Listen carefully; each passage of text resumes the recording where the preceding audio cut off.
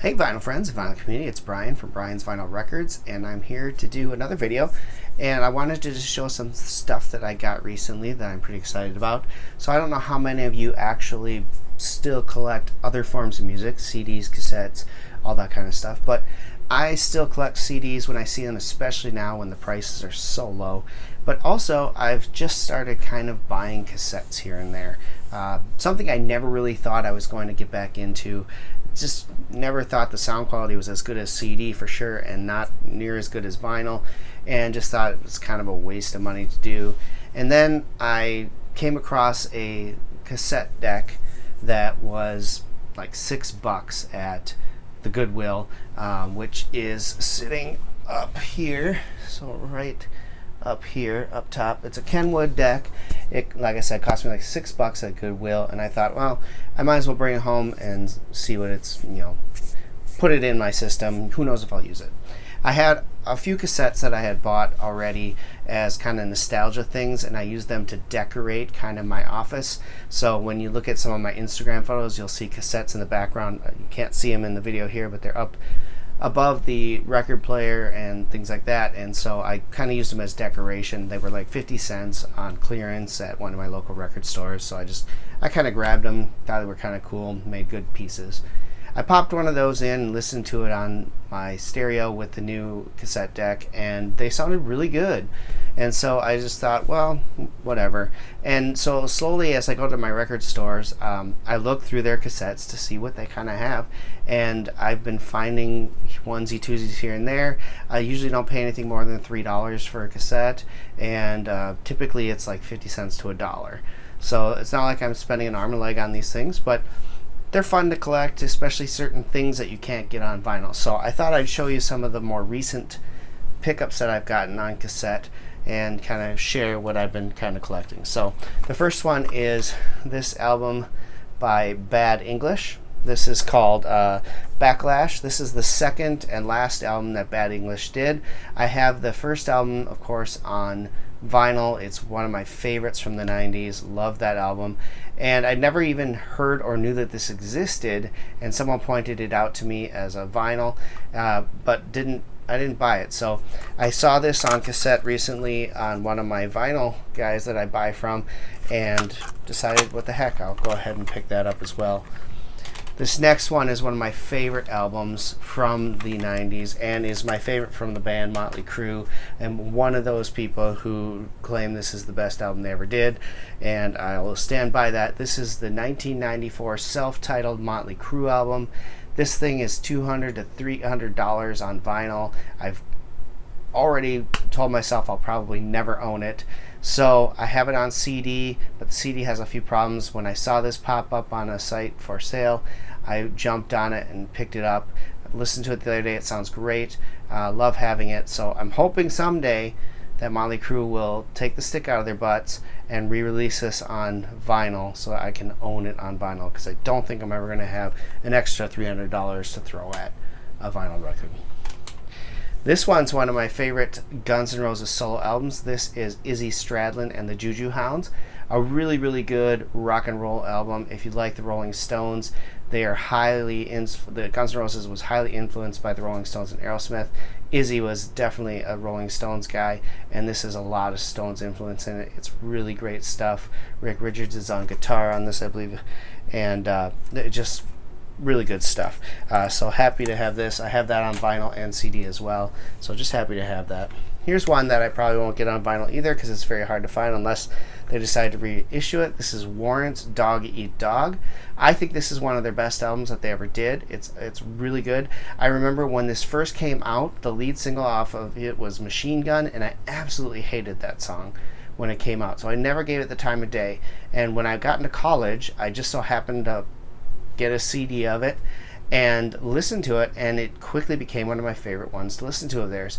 It's got great songs like All My Bridges Are Burning. It's got Andy Warhol Was Right, which is a fantastic song. It's got Hole in the Wall, which is a great song. Just all around, this is a fantastic album. It's super expensive on vinyl, and you just don't see it very often in the States. So I picked this up on cassette because I don't even have it on CD, so happy to have that as well. Picked up a couple Firehouse ones here. This one I just recently got on vinyl, Hold Your Fire, which is absolutely fantastic album. And then this one I'm still on the hunt for. This one goes for about $50 to $75 on vinyl, but they're almost always overseas, so hard to get a hold of it. But great album, love Firehouse. I had a copy of Firehouse 3 on cassette that I got autographed by the whole band. It's somewhere in my mess of a house. I have no clue where it's at, but I hope I can find it one day because that is an absolutely great album. This one I just recently got on vinyl as well. This is Bon Jovi's Keep the Faith. Now, I picked this up, I got this as a gift back when it first came out on cassette. So it's kind of cool to have it on cassette again. I obviously have the record now, and I have the CD, but now I have all three formats. I thought that was kind of cool, so I picked this one up. This one's one I'd love to get on vinyl as well. Slaughter, Stick It To You. Was a huge fan of Slaughter in after high school and end of high school days. Really enjoyed their music, listened to them constantly. I have the CD, obviously, of this, but not the vinyl. I'd love to get the vinyl, so I decided to pick up the cassette as well for nostalgic reasons. Here's one. I still have not heard this album yet today, but I will change that real soon. This is Richie Sambora's Stranger in This Town. His solo effort, when John Bon Jovi did the Blaze of Glory stuff, he put out this. I've heard nothing but good things about it, so I'm looking forward to giving that a listen. One of my all-time favorite albums, Poison Native Tongue. This is my favorite Poison album. Many people, again, think I'm crazy, but I love Richie Kotzen's guitar playing. He brought a different element to the band. It's absolutely fantastic. So I jumped on having this on vinyl. I now have, or on cassette. I now have it on all three mediums, vinyl, CD, and cassette. Super pumped about that. I also picked up their other two big ones, Open Up and Say Ah and Flesh and Blood. So I'm still needing to get Look What the Cat Dragged In. Here's a cool one that I won't find on vinyl. This is an expensive vinyl purchase. This is Van Halen's Balance album. So I never heard this album for a long time, and I finally got this on tape and put it in. What a great album this is. I mean, I thought that Humans Beings was on this album, and that's why I never bought it. What a dummy I am. But now that I've actually got it, Human Beings is not on this album, and this is a fantastic album. So Balance, expensive on vinyl, happy to have it in some form of media. Another one that I'm looking to get on vinyl, this one's not too expensive, but it's not in stock very often, so got to keep my eyes peeled on it. But this is Extreme's Three Sides of Every Story, their third album. It's pretty good stuff. It's one of their longer albums, but love it, so happy to have that. Picked these up recently too. These are Dangerous Toys and Dangerous Toys Hellacious Acres, a fun band that a buddy of mine introduced me to in my high school years. Really good stuff on these albums, so happy to have these too. How about this? This is Guns N' Roses' The Spaghetti Incident. Picked this one up. This one just came this week. Excited to have this. I think this is a great album. I know a lot of people hated the covers aspect of it, but I think it's a great album, and it's it is the only album that Gilby Clarke is featured on, who replaced Izzy Stradlin in Guns N' Roses. So good stuff. I'm excited to listen to that. Played this one the other day. Love it. This is Damn Yankees Don't Tread. An absolutely wonderful album. If you like the first Damn Yankees album, you will absolutely love this album.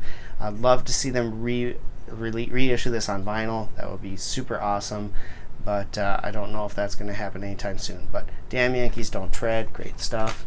Picked this one up a while ago. This is Badlands Voodoo Highways.